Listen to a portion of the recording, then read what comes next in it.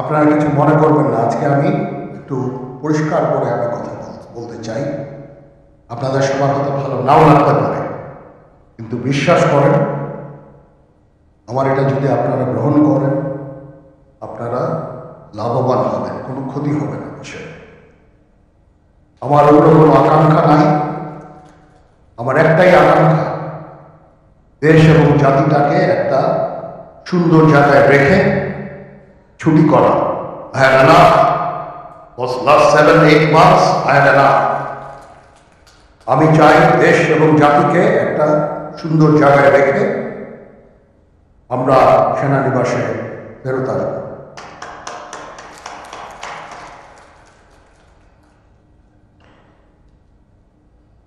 আরেকটা জরুরি বিষয় যেটা আমি ভাবলাম যে আপনাদের সাথে আমি শেয়ার করি। দেশের এই আইন শৃঙ্খলা পরিস্থিতি খারাপের পেছনে কিছু কারণ আছে। প্রথম কারণটা হচ্ছে যে আমরা নিজেরা হানাহানির মধ্যে ব্যস্ত, একজন আরেকজনের বিরুদ্ধে বিষোদ্গারে ব্যস্ত। এটা একটা চমৎকার সুযোগ অপরাধীদের জন্য। যেহেতু আমরা একটা অরাজক পরিস্থিতির মধ্যে বিরাজ করছি, তারা খুব ভালোভাবেই জানে যে এই সময় যদি এই সমস্ত অপরাধ করা যায় তাহলে এখান থেকে পরিত্রাণ পাওয়া সম্ভব। সেই কারণে এই অপরাধগুলো হচ্ছে। আমরা যদি সংগঠিত থাকি, একত্রিত থাকি, তাহলে অবশ্যই এটা সম্মিলিতভাবে মোকাবেলা করা সম্ভব হবে। Police, RAB, BGB, DGFI, NSI এগুলো দেশের জন্য অত্যন্ত গুরুত্বপূর্ণ কাজ করেছে অতীতে। খারাপ কাজের সাথে অসংখ্য ভালো কাজ করেছে।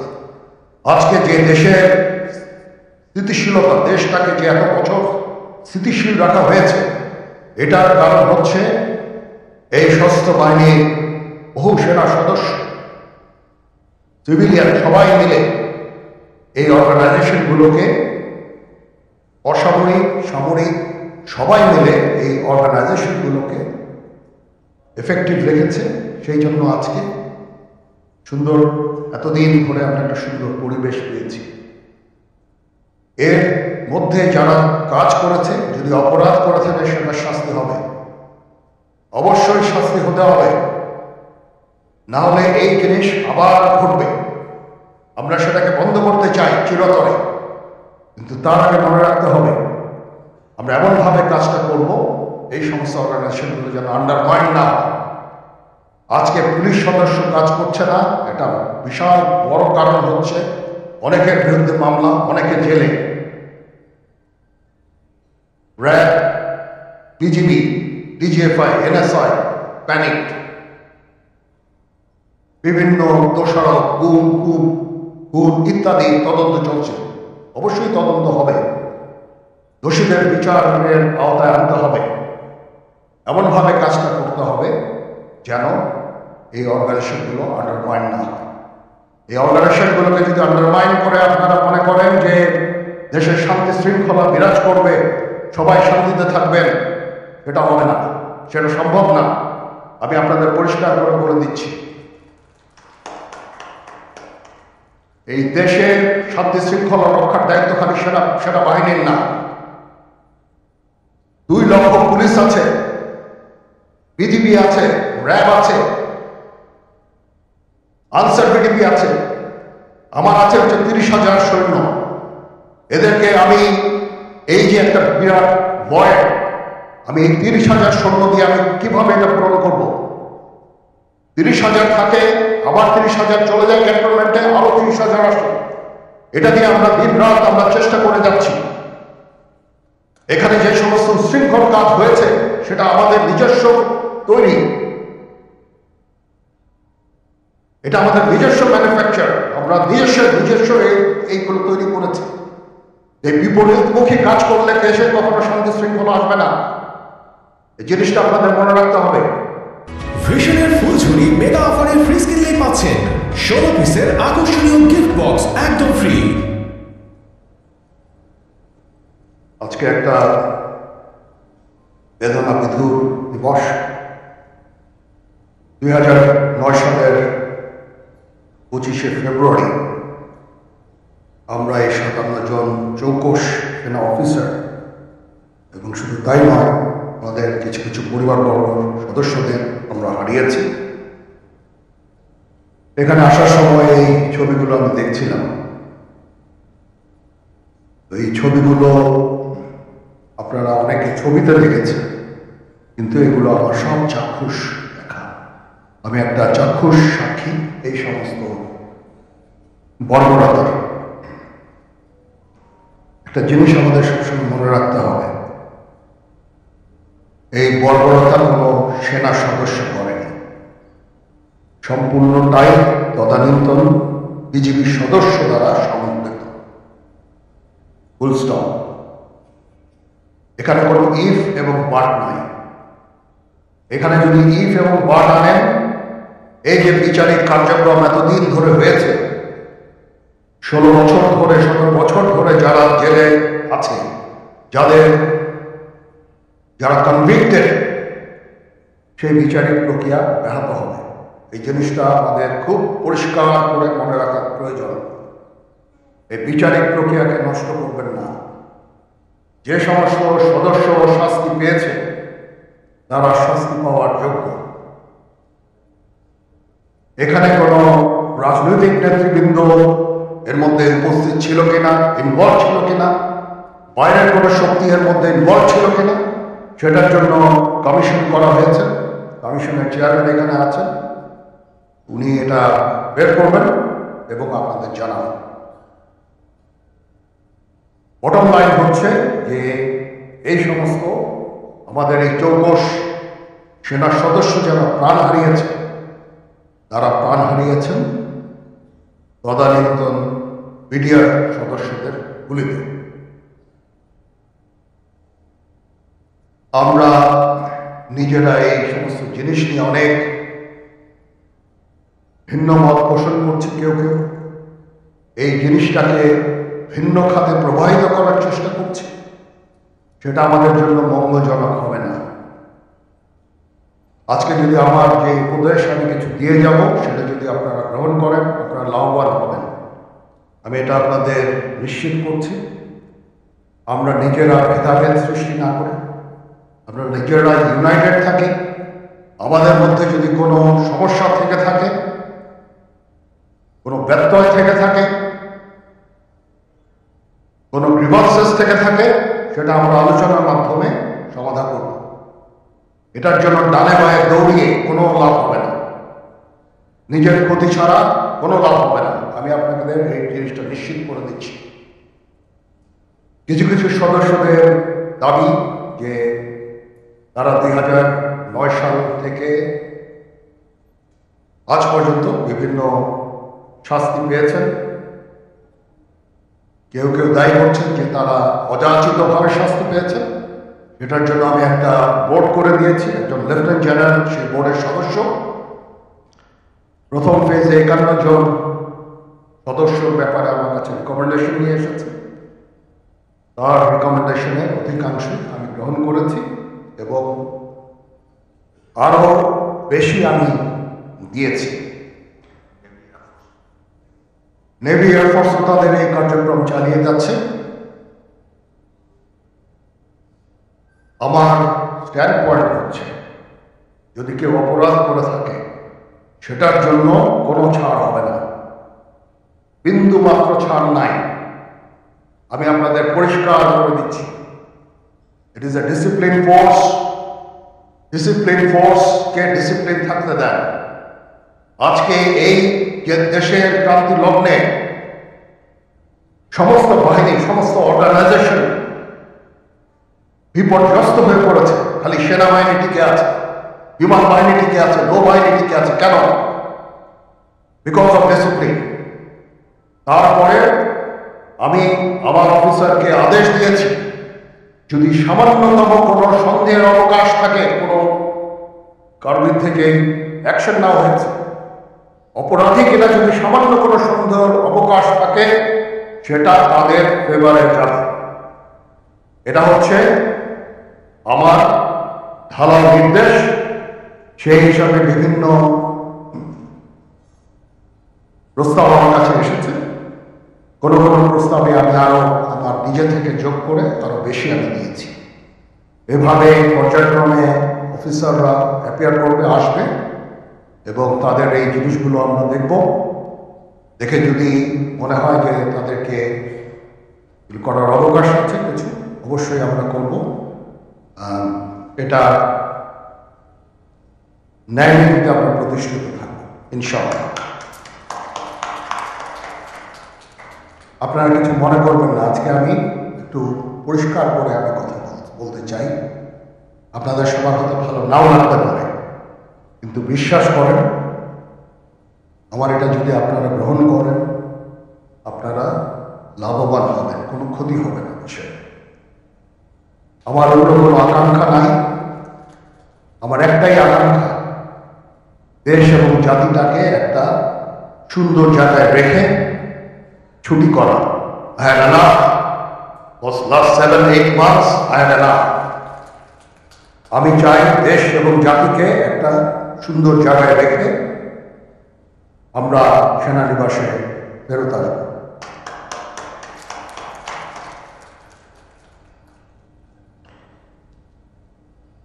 আরেকটা জরুরি বিষয় যেটা আমি ভাবলাম যে আপনাদের সাথে আমি শেয়ার করি, দেশের এই আইন শৃঙ্খলা পরিস্থিতি খারাপের পিছনে কিছু কারণ আছে।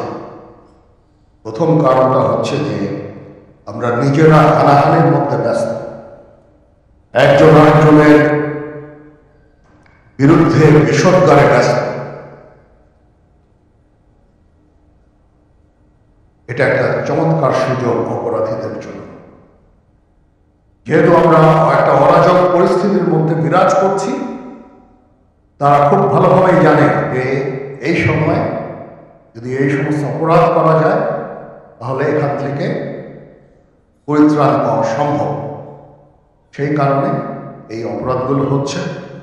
আমরা যদি সংগঠিত থাকি, একত্রিত থাকি, তাহলে অবশ্যই এটা সম্মিলিতভাবে মোকাবেলা করা সম্ভব হবে। Police, RAB, BGB, DGFI, NSI এগুলো দেশের জন্য অত্যন্ত গুরুত্বপূর্ণ কাজ করেছে অতীতে। খারাপ কাজের সাথে অসংখ্য ভালো কাজ করেছে। আজকে যে দেশের স্থিতিশীলতা, দেশটাকে যে এত বছর স্থিতিশীল রাখা হয়েছে, এটার কারণ হচ্ছে এই সশস্ত্র বাহিনীর বহু সেনা সদস্য, সিভিলিয়ান সবাই মিলে এই অর্গানাইজেশনগুলোকে, অসামরিক, সামরিক সবাই মিলে এই অর্গানাইজেশনগুলোকে এফেক্টিভ রেখেছে। সেই জন্য আজকে সুন্দর, এতদিন ধরে আমরা একটা সুন্দর পরিবেশ পেয়েছি। এর মধ্যে যারা কাজ করেছে, যদি অপরাধ করে থাকে সেটা শাস্তি হবে, অবশ্যই শাস্তি হতে হবে, না হলে এই জিনিস আবার ঘটবে। আমরা সেটাকে বন্ধ করতে চাই চিরতরে, কিন্তু তার আগে মনে রাখতে হবে আমরা এমনভাবে কাজটা করব এই সমস্ত অর্গানাইজেশনগুলো যেন আন্ডারমাইন না হয়।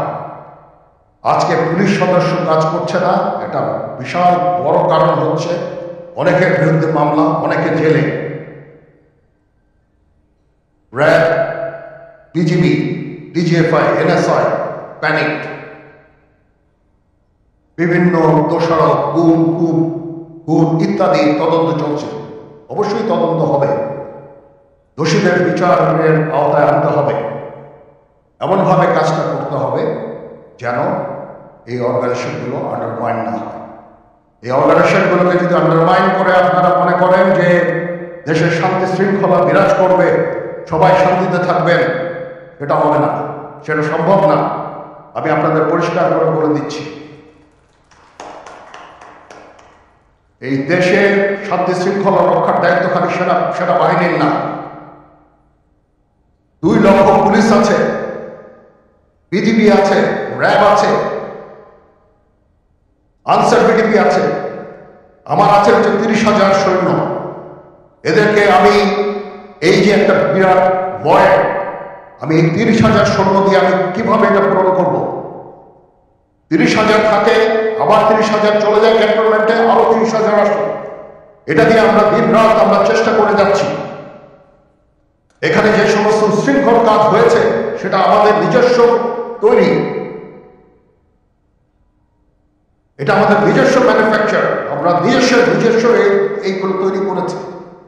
এই বিপরীতমুখী কাজ করলে দেশে কখনো শান্তি শৃঙ্খলা আসবে না, এই জিনিসটা আপনাদের মনে রাখতে হবে।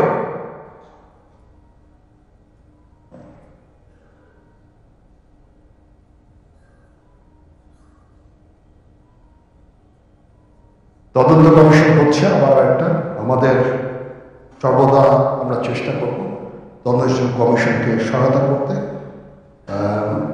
যে ধরনের সাহায্য সহযোগিতার প্রয়োজন হয় আমরা করব।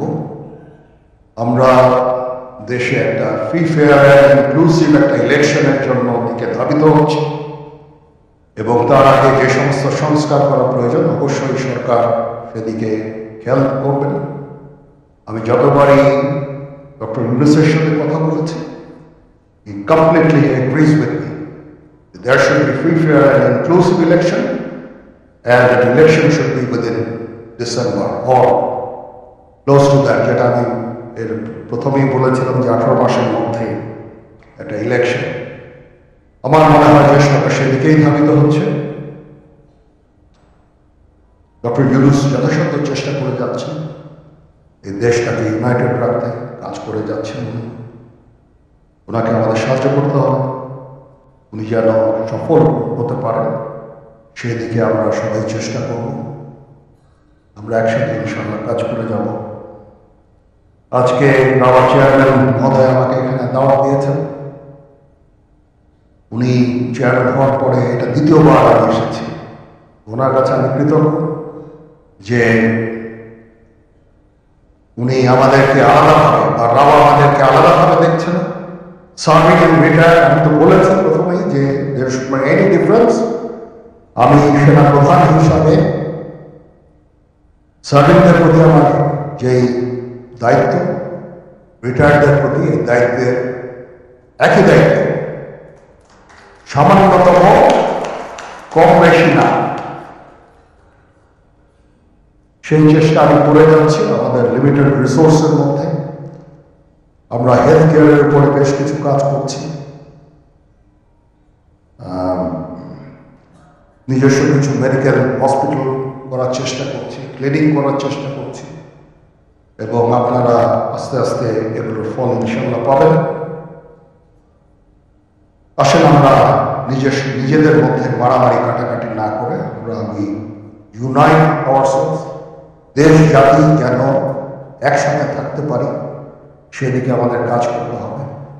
আমাদের মধ্যে মতের বিরোধ থাকতে পারে, চিন্তা চেতনার বিরোধ থাকতে পারে, কিন্তু দিন শেষে যেন আমরা সবাই দেশ এবং জাতির দিকে খেয়াল করে আমরা যেন এক থাকতে পারি। তাহলে এই দেশটা উন্নত হবে, এই দেশটা সঠিক পথে পরিচালিত হবে। না হলে আমরা আরো সমস্যার মধ্যে পড়তে যাব। বিশ্বাস করেন, we don't want to head, ওইদিকে আমরা যেতে চাই না। আমি আপনাদের সতর্ক করে দিচ্ছি। পরে বলবেন যে আমি সতর্ক করিনি, আমি আপনাদের সতর্ক করে দিচ্ছি। আপনারা যদি নিজেদের মধ্যে ভেদাভেদ ভুলে একসাথে কাজ না করতে পারেন, নিজেরা যদি কাদা ছোড়াছুড়ি করেন, মারামারি কাটাকাটি করেন, এই দেশ এবং জাতির স্বাধীনতা সার্বভৌমত্ব বিপন্ন হবে। আমি আজকে বলে দিলাম, নাইলে আপনারা বলবেন যে আমি আপনাদের সতর্ক করিনি। আমি সতর্ক করে দিচ্ছি আপনাদের। এই দেশ আমাদের সবার, আমরা সবাই সুখে শান্তিতে থাকতে চাই। আমরা চাই না হানাহানি, কাটাকাটি, মারামারি। সেই উদ্দেশ্যে আমি কাজ করে যাচ্ছি, আমরা কাজ করে যাচ্ছি। আমাদের সেনাবাহিনীর প্রতি আক্রমণ করেন না। একটা কমন জিনিস আমি দেখতে পাচ্ছি, সেনাবাহিনী এবং সেনা প্রধানের প্রতি বিদ্বেষ কারো কারো, কি কারণে আজ পর্যন্ত আমি এটা খুঁজে পাইনি। আমরা হচ্ছে একমাত্র ফোর্স যেটা আপনাদের জন্য কাজ করে যাচ্ছি, দাঁড়িয়ে আছি প্ল্যাটফর্মে। অফকোর্স নেভি আর এয়ারফোর্স, নেভি চিফ আবার মন খারাপ করে ইয়া করছে, navy air force of we god, আমাদেরকে সাহায্য করেন, আমাদেরকে আক্রমণ করেন না, আমাদেরকে অনুপ্রাণিত করেন, আমাদেরকে উপদেশ দেন। কোনো একটা সমস্যা হয়ে গেলে আমি জয়নুরুদ্দিন স্যারের শরণাপন্ন হই এবং উনি আমাকে উপদেশ দেন, সিনিয়র জেনারেলরা আমাকে উপদেশ দেন, আমি সবার কাছে শরণাপন্ন হই।